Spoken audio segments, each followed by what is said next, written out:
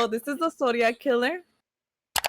This took place from 1960 to early 1970s. So it took 10 years. Keep that in mind. And this happened in San Francisco. So the Zodiac Killer is known for killing multiple people, and we're going to talk about them right now. So these two, their name is Betty Lou Jensen and David Arthur Faraday. Their ages were 17 and 16 years old. They were on a date, and they were basically on Herman Road, Vallejo, California. I guess they parked to, have a little, fun. And that's when somebody approached them on a car with their headlights pointed like right at them, so they couldn't really see who it was, and literally ended up shooting the guy first, like point blank.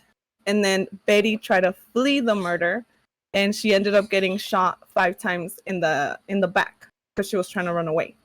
Damn. So when authorities got there, he was still in the car, and she was like 30 feet away from the car, and they didn't really know what the heck had happened. On July 4th, 1969, in Blue Rock Springs Park, Vallejo, California, at around midnight. And this happened like literally a couple of minutes away from the previous murder. So he was really, like, he was going around that little place. So just a couple of ways from there was Darlene and Mike, which were 22 and 16 years old. They had parked to talk again. Darlene was married, and the guy was just a co-worker of Darlene. Damn. So they had parked, and that's when they saw another car parked next to them. And it was just them and that other car.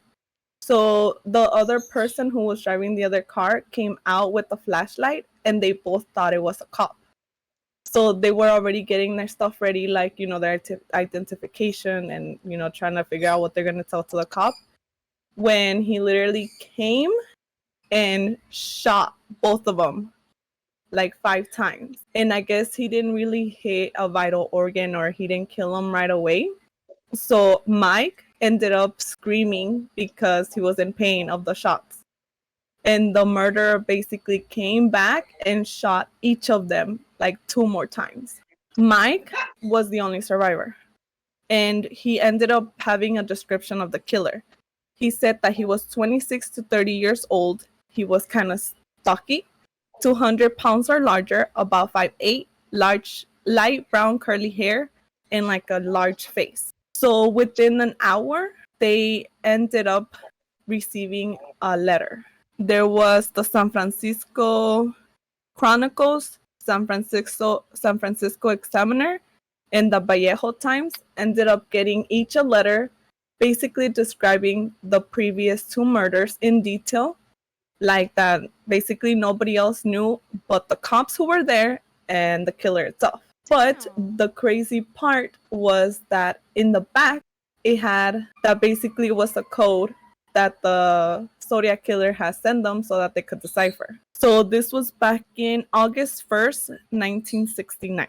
Basically, the killer wanted them to put it on the news. That's why he sent it to the Vallejo Times, because those are like their news reporters. So he wanted them to basically put his letters out onto the news, and also have people decipher like the code. He was taking this like a game, basically. In this code, he said that if they ended up cracking the code, they would reveal his true identity. On August 8th of 1969, in Salinas, California, 3 people ended up being able to crack the code. So it said, "I like killing people because it's so much fun. It is more fun than killing wild game in the forest because man is the most dangerous animal of all to kill. Sometimes gives me the most thrill experience. It is even better than getting your rocks off with a girl. The best part of it is that when I die, I will be reborn in paradise, and those I have killed will become my slaves.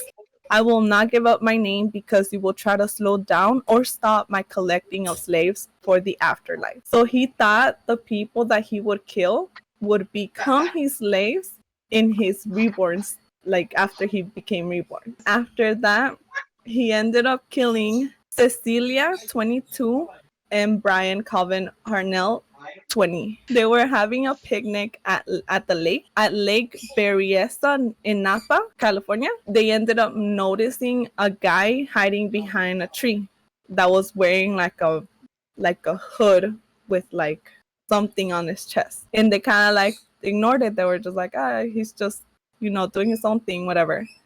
But then that's when the killer basically approached them, and then this is what he was wearing. He was Damn. wearing a hooded, What? yeah, with the Zodiac logo on his chest. And that's when they got like scared, because they're like, okay, this isn't normal. Like, what the heck is going on? That's the guy from So, Shrek. oh my god.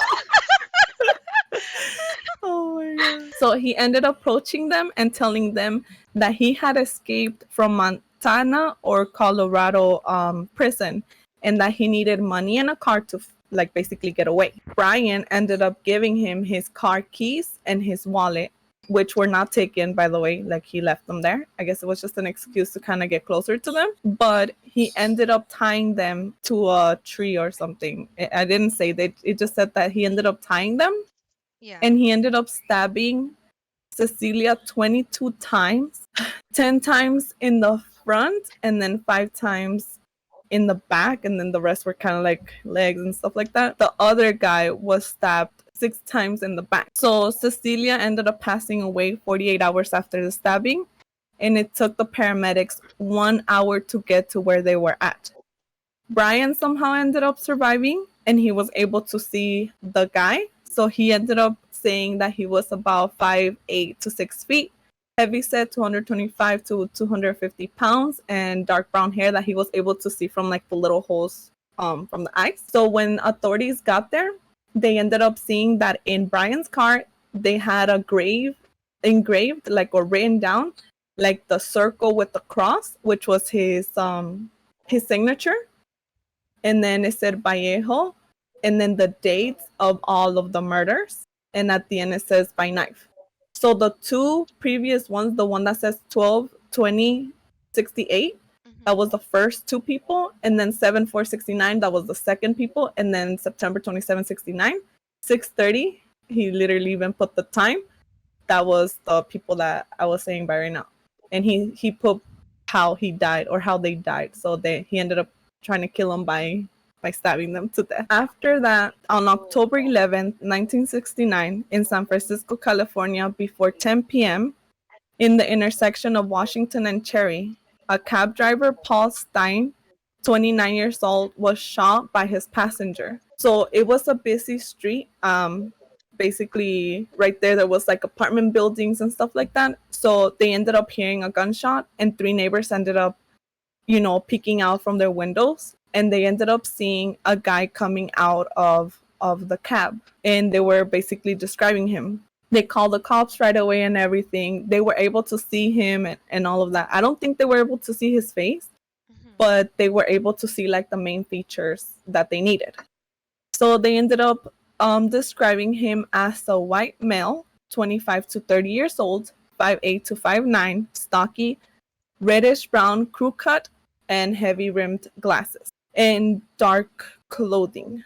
So the killer ended up taking the keys. He ended up taking Paul's wallet, and he also ended up taking part of his bloody shirt. This is basically like where he was, like where the thing happened.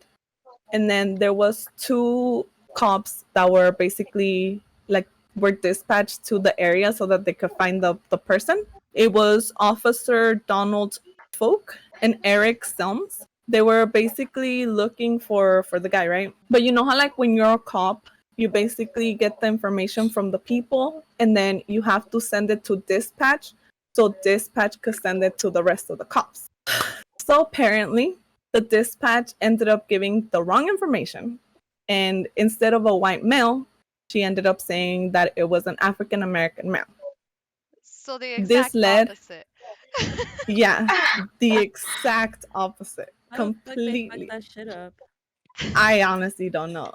I'm pretty sure he said like white male, and then she's just like, you know what, African American, whatever. Uh, So, both the officers, Donald and Eric, were basically like around here where the dot is, like they were coming from Jackson Street.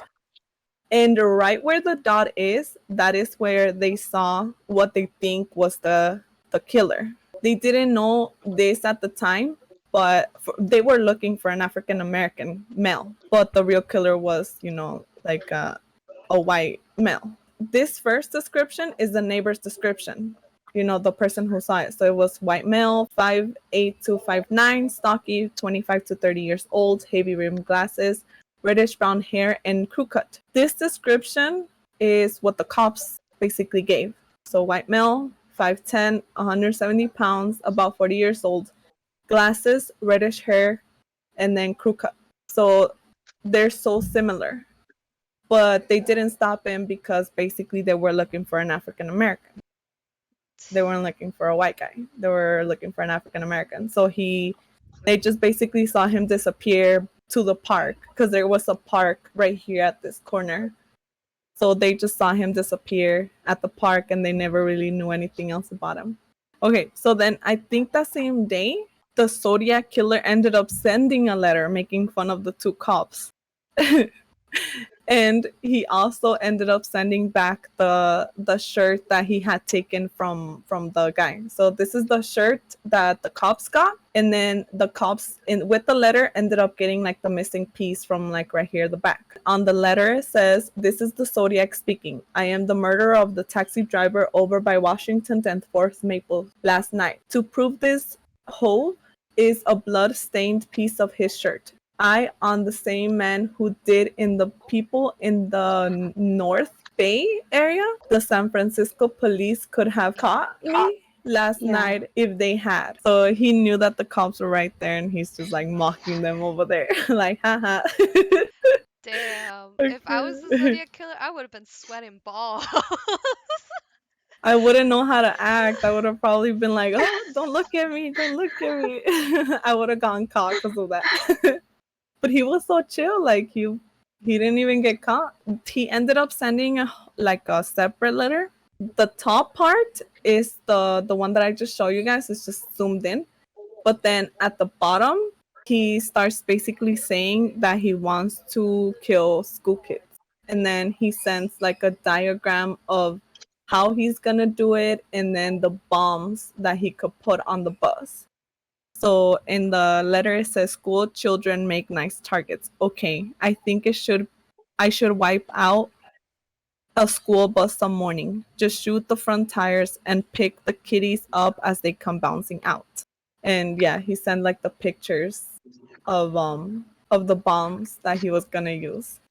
So then everything stopped like for I think like a couple years. But then on April 20th of 1970, the San Francisco Chronicles received a letter with the code, which said, "My name is," and then blank, and then a code at the bottom. So he kept sending letters until 1971, and he stopped for a while. And then he sent one last letter, which was in 1974, where he said that he had killed 37 people that the police didn't even know about. On this letter, he says, "I saw and think The Exorcism was the best satirical comedy that I have ever watched." The Exorcism. Does he not have any friends? Why is he selling the police? Like, I like The Exorcist. I know. He's sending a review about The Exorcism. So in the bottom right here in this letter, the second letter, it says me 37 and then San Francisco PD 0. So that's how many people he says that he killed. 37 people. Oh, his score. Damn. Yeah. So he will send like a score like, "Hey, you know what? You haven't caught me still. You had a chance and you still didn't catch me." Up until now, he still hasn't been found.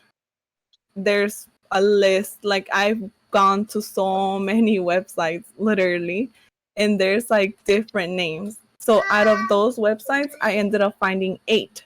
There's one that his son thought that his dad was the Zodiac Killer, because he ended up like comparing the writing of the Zodiac Killer and his dad's writing from the wedding certificate. And apparently like it was a match, but then the mom or somebody else said that the dad didn't end up writing the wedding certificate, that it was like a church, like a priest or something. So he Damn. wasn't even like comparing the right information, you know? Yeah. And he wrote a book and everything, but I'm like, I'm not gonna read that. But the most important one, and the one that's gonna link my story to Linda's story, is George Hodel. So George Hodel is what they think is also the murderer of the Black Dahlia, but from the looks of it, this is the Zodiac Killer, and this is George Hodel, and you could see the resemblance. It really But does look like him. Even the yeah, glasses. the glasses, yeah, Exactly. Yeah, and he like was also in everything, California, huh? yeah. Well, one of them was in San Francisco, the other one was like, you know, around here, like, but LA. he Yeah. was a doctor. He couldn't have gone around. He couldn't have like traveled and stuff like that. And like they really didn't find any evidence where he lived, anything like that. So as far as you know, he couldn't have been staying in a hotel. You know, like they didn't find anything. So basically, it could be possible. Damn. But as far as right now, they don't know if it's him or not because he's dead.